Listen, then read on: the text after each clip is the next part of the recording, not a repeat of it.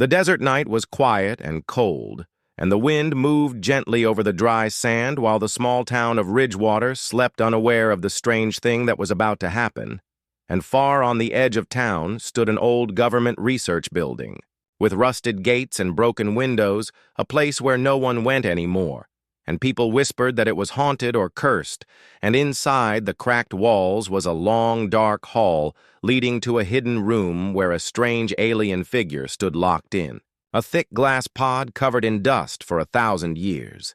Ethan Cole,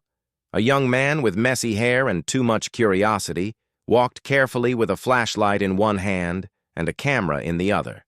His best friend, Mia Torres, followed close behind, whispering that this was a bad idea, but Ethan only smiled, saying the internet would love this prank video and they would get millions of views and maybe even enough to pay for a trip to Los Angeles to become famous, and the flashlight beam shook as they stepped over broken tiles and wires until finally they reached the last room where the strange alien statue stood still and silent, and its tall shape looked like stone, its skin cracked and gray, and its face sharp with eyes closed and lips pressed together in a way that almost looked alive. And Ethan whispered to the camera that tonight he was going to do something no one had ever dared to do before, and that he was going to kiss the alien statue just for laughs. And Mia rolled her eyes and told him he was crazy, but the little red light on the camera kept blinking and recording every second.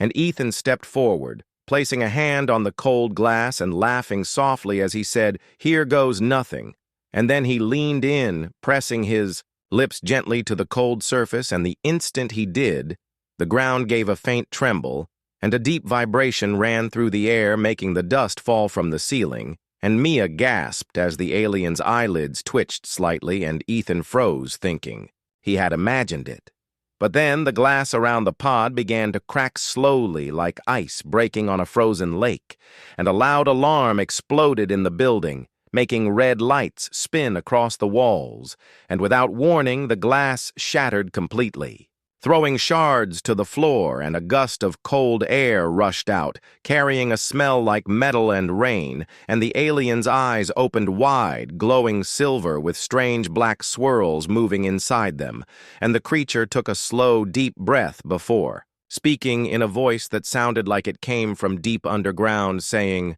"The hunger is coming." And both Ethan and Mia stared frozen, unable to move, as the alien stepped forward, its skin changing slowly from dry stone to something smoother and darker, almost metallic, and it reached out, grabbing Ethan's wrist with a grip so strong he felt his bones ache, and it leaned close, and in a softer voice, almost like a whisper, it said, "You woke me now. You must feed it." And Ethan's heart pounded hard in his chest as a strange humming sound began to fill the air, and the lights in the room flickered before dying completely, leaving only the silver glow of the alien's eyes to light the darkness. And Mia pulled on Ethan's arm, telling him to run. But the alien did not let go, and the ground shook harder this time, as if something huge was moving under the desert, and from far outside there came a faint, deep sound like a roar or a growl, and Ethan realized with a cold shiver that the sound was not coming from the building, but from the earth itself. And as the alien stared at him, unblinking, the whole world seemed to grow heavier and the air thicker, and then somewhere outside in the black sky, a strange shadow moved across the stars, even though there were no clouds and no moon that night. Ethan's breath came fast and shallow as the alien's silver eyes locked on his face, and Mia kept pulling at his arm, telling him they had to leave before the building fell apart. But Zereth the alien only tightened his grip and said again in that deep, echoing voice that the hunger was coming, and that the beacon had been lit. And Ethan did not understand what beacon he meant until a sudden pulse of light flashed somewhere in the distance through the broken wall like lightning, but slower and colder, and it seemed to travel up into the night sky and vanish among the stars. And Zereth said the light would call it here, and there was little time to hide, and before Ethan could ask what it was, He felt the alien's grip loosen just enough for him to stumble back, and the three of them turned toward the hallway as a sharp, metallic clanging sound echoed from somewhere deeper in the facility, and Zareth said they were not alone. And a moment later, a beam of white light cut through the dark, followed by heavy boot steps, and the sound of radios crackling and voices giving short orders, and Mia's eyes went wide as she whispered that government agents were here. And Ethan knew if they got caught breaking in, there would be trouble, but he also knew the men with the lights were not here for him or Mia. They were here for the alien, and as the boots got closer, Zareth moved toward a rusted maintenance door on the far wall and slammed his hand against a control panel that sparked once and opened with a groaning metallic screech, and inside was a narrow tunnel sloping down into pitch black, and without thinking, Ethan and Mia followed as the alien stepped. Inside, moving quickly with surprising speed for someone who had been locked away for 1,000 years, and behind them the sound of the agents grew louder, and then the tunnel door slammed shut, cutting off the flashlight beams and voices, and they were swallowed by darkness, except for the faint silver glow from Zareth's eyes that lit the cramped path ahead, and Ethan kept glancing at him, wondering what exactly he had woken up, and why the alien seemed so sure that some great danger was on its way, and after what felt like hours, they emerged into the open desert air far from the facility. And the night was even darker here, with the stars overhead like tiny cold fires, and Zareth stood still for a moment, closing his eyes as if listening to something far away, and then he turned to them and said, "The hunger is not a beast, and not a storm. It is a silence that eats the life from worlds and leaves nothing but dust." And Mia asked why he had been locked in that glass chamber, and Zareth told them that he had been placed there by humans 1,000 years ago after helping them fight off the hunger when it last came, but in stopping it, he had been poisoned by its touch, and the only way to survive was to sleep until his strength returned, and Ethan asked what he meant by feed it.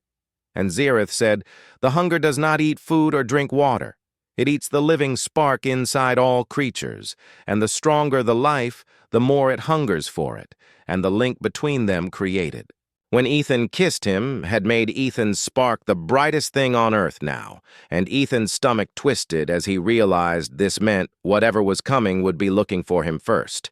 And before he could speak, a shadow slid across the desert floor, and he looked up to see something blocking the stars. But there were no clouds and no aircraft, and the shadow moved in silence until it passed, and the night sky returned, and Zareth's eyes narrowed as he said, "The Harbinger has arrived," and that it would prepare the way for the hunger by taking pieces of this world one by one, and Mia wanted to run. But Zareth said there was no place far enough to hide, and that they must move before the agents found them and before the Harbinger decided to strike. And in the distance, the faint hum of engines began to grow louder, and Zareth turned and started walking fast over the dunes, without waiting for them to decide if they would follow, and Ethan and Mia shared a quick look and then ran after him, their footsteps swallowed by the endless dry wind of the desert. The sun had not yet risen when Ethan, Mia, and Zareth reached the edge of a small town, whose streets were empty and silent in a way that felt wrong, and as they walked past the first row of houses, Ethan noticed that the air here seemed heavy almost, as if it carried a strange pressure pressing against his skin, and the farther they went, the more they saw that something had happened during the night, because the yards and porches were scattered with dead birds and small animals, each one lying perfectly still, with its eyes turned black as if burned, and Mia covered her mouth trying not to scream, while Zareth knelt beside one of the creatures and touched it gently, saying, "This is the first sign of the silence zone, and that soon this place would be swallowed completely by it." And Ethan asked what that meant, and Zareth explained that when the hunger comes, it does not arrive all at once. First, it sends its shadow ahead to take away sound and motion until nothing is left, and only then does the true feast begin. And as he spoke, Ethan realized he could barely hear the sound of his own footsteps now, and even the wind seemed to have stopped. And he glanced at Mia and saw the fear in her eyes, and she pointed to a window where a man stood frozen, staring out as if he had been there for hours, unmoving. And when they stepped closer, they saw his eyes, too, had turned black, though his body still stood upright and breathing, and Mia wanted to pull Ethan away, but Ethan suddenly felt a low hum in the back of his mind, the same one he had felt in the facility, and he heard faint whispers forming words he could not quite understand. And Zareth turned quickly, his eyes narrowing as he said, "The link is speaking to you," and that the whispers would grow louder as the hunger drew closer, and Ethan asked why he could hear it, and Zareth reminded him that the kiss had bound their life forces together, making Ethan a beacon of light that the enemy could see even across space. And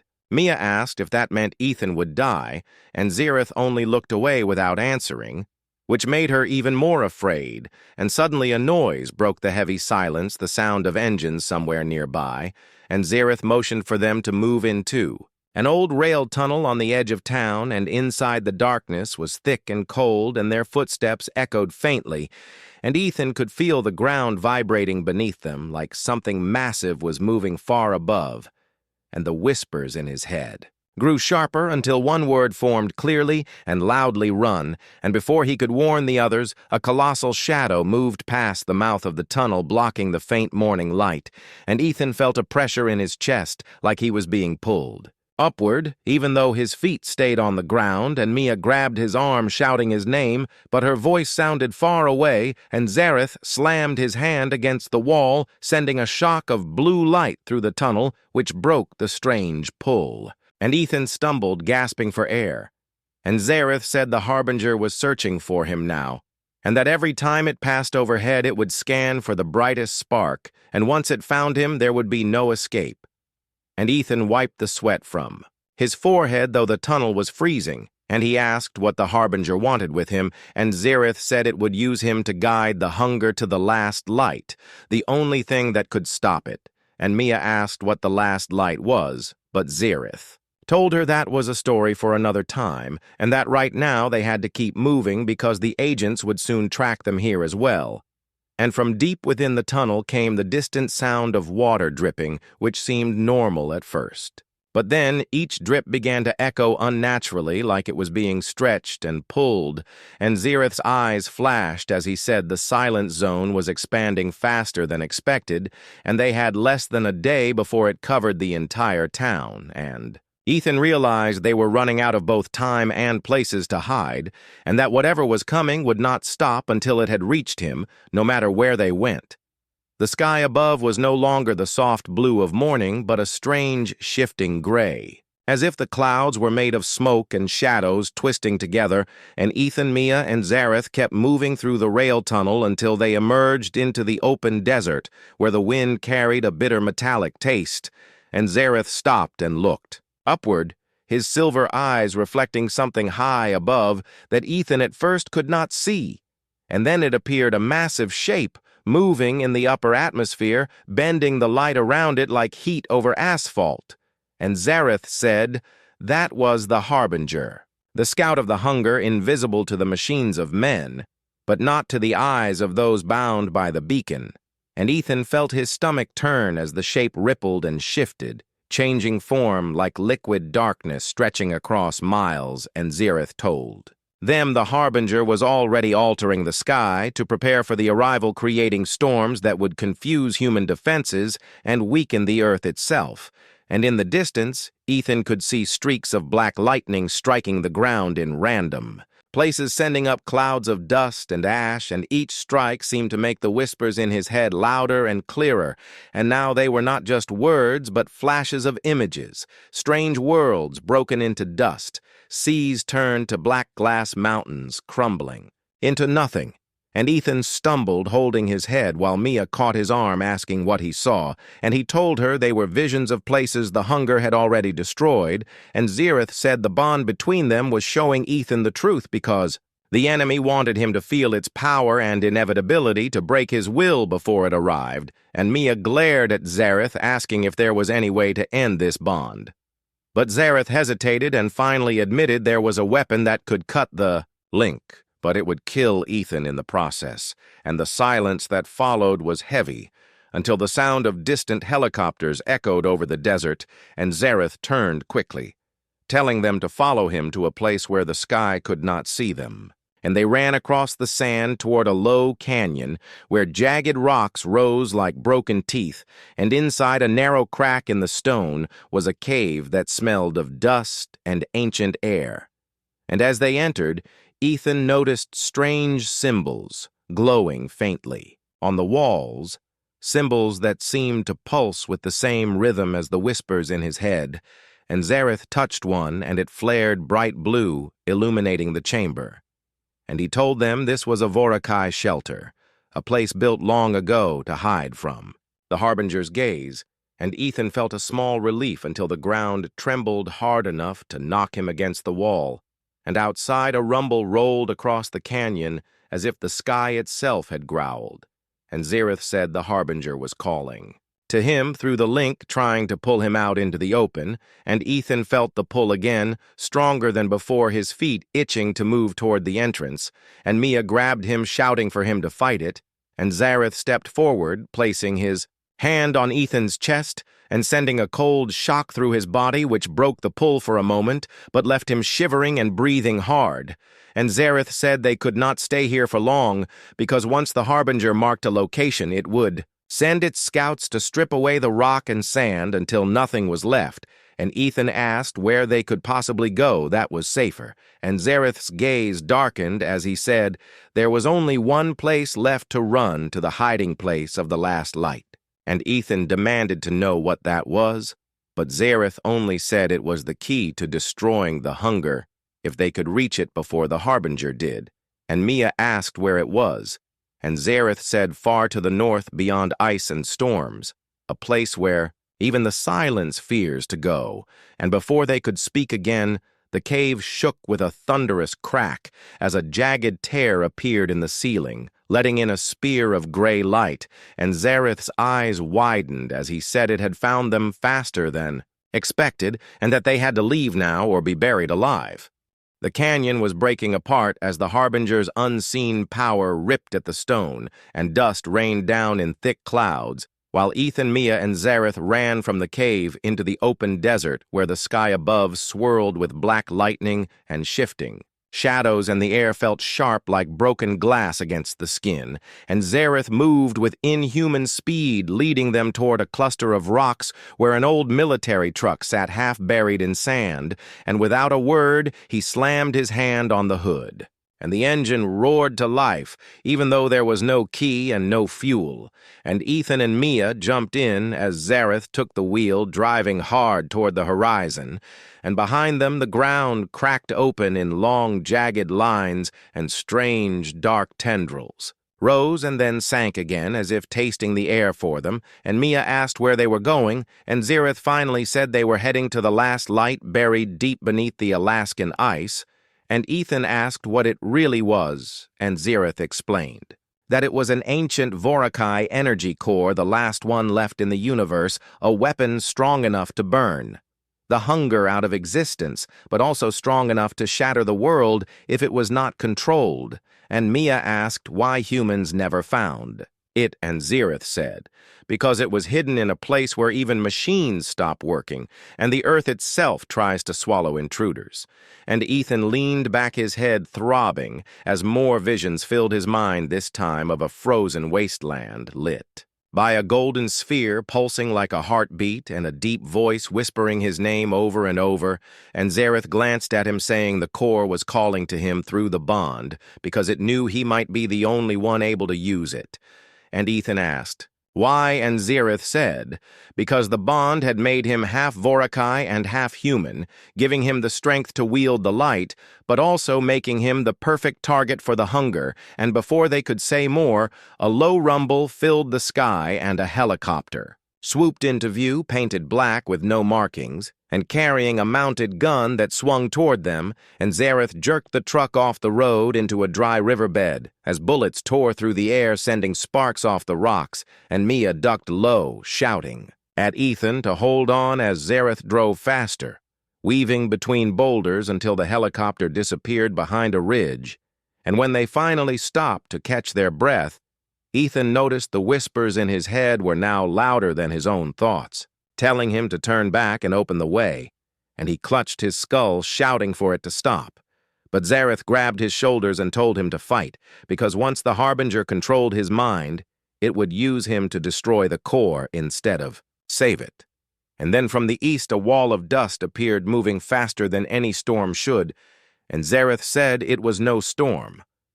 but the Harbinger's breath sweeping the desert clean, and he turned the truck north, pushing the engine harder than it was meant to go, and by nightfall they reached the edge of an abandoned airfield where a frozen cargo plane sat waiting, and Zareth said they would take it to Alaska. But first they had to survive the night, and Ethan asked why the night was any different, and Zareth looked at the horizon where the first stars were appearing and said, because the Harbinger hunts closest when the stars are out, and the beacon shines brightest. And as they moved into the shadows of the old hangar, a sudden chill swept over them, and the air went silent so completely that Ethan could hear his own heartbeat pounding like a drum, and he knew without being told that the silent zone had caught up with them, and that they were already inside its edge. And in the darkness beyond the hangar door, a single silver eye opened, watching them without blinking.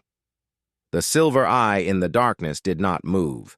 yet Ethan felt its gaze pierce straight into his mind, and the whispers became a scream telling him to step outside into the open night where the Harbinger waited, and Mia gripped his arm so tightly her nails dug into his skin, while Zareth stepped between Ethan and the doorway, his metallic skin glowing faintly in the dim light as he said the Harbinger had finally found them, and there would be no more hiding, only the choice to fight or be taken. And before Mia could speak, a deep rumbling began shaking the hangar, and the old glass windows rattled as shadows poured in from the corners, curling along the floor like smoke that moved with purpose, and Zareth shouted for them to get to the plane, and they ran through the cold air toward the cargo hold while the shadows followed, reaching out in long black strands that hissed when they touched the metal walls, and Zareth leapt into the cockpit, slamming his hand on the controls, which lit up with strange blue light, and the engines roared to life, even though the fuel gauges read empty, and the plane began to roll forward over the cracked runway as the shadows swarmed after them, and Ethan could feel them pulling at his mind, trying to drag his thoughts away from the present into a deep, dark void, and Mia shouted at him to keep his eyes open as Zareth lifted the plane into the air, and they rose above the airfield into the frozen night sky. But as they climbed, Ethan saw the true form of the Harbinger far above, a swirling storm of tendrils and mouths and shifting shapes that stretched for miles, blotting out the stars, and its voice filled his head, speaking in his own voice, saying, "You will lead me to the last light, and you will open it for me." And Zareth shouted over the noise that they had to reach the ice before it fully broke him, and they flew for hours through dark clouds until the first light of dawn revealed the endless white of Alaska below, and Zareth guided the plane down into a remote valley surrounded by walls of ice taller than buildings, and in the center was a jagged crack that led into the glacier, and they stepped out into the freezing air as snow whipped around them, and Zareth said the core was deep inside, but they had to be fast because the Harbinger would not be far behind, and they followed him into the crack, moving through winding tunnels of blue ice until they reached a massive chamber where the golden sphere floated in mid-air, pulsing slowly like the heartbeat of the world. And Ethan felt its warmth even from across the room, and the whispers in his mind changed, their tone now pleading instead of commanding, telling him to give the light to the darkness so it could rest forever. And Zareth stepped forward, beginning a strange chant in a language neither Ethan nor Mia could understand, and he said the ritual would awaken the core's power. But it needed Ethan's life force to complete, and Mia's eyes went wide as she realized what that meant, and she told Ethan not to do it, but Zareth said there was no other way, and the Harbinger's shadow suddenly fell across the chamber as the ice above split open and black tendrils poured in thrashing toward them, and Ethan felt the pull again. But this time, he stepped forward willingly, pressing his hands to the sphere as a surge of energy rushed through. Him so strong it felt like it would tear him apart, and the Harbinger screamed not with sound but with a pressure that made the ice crack and collapse around them, and golden light erupted from the core, blasting upward through the hole into the sky, striking the storm above, and burning the shadows away piece by piece, until the great shape in the clouds twisted in agony and then shattered into dust that drifted away on the wind, and the tunnel shook violently as the light faded, and Ethan fell to his knees, his vision blurring as Zareth knelt beside him, his form already fading, and he said, "You have done what I could not. And now the beacon is closed," and Ethan tried to speak, but no sound came, and then Zareth was gone like a spark, vanishing into the dark, and Mia caught Ethan as he collapsed, and the last thing he saw was the golden sphere dimming until it vanished, leaving only the cold blue ice around them. And months later, Mia sat alone in her apartment, editing the old prank video that had started everything. And when she paused on the frame of Ethan leaning in to kiss the alien, she noticed something she had never seen before. In the far corner of the shot, hidden in the shadows, a faint silver eye was watching.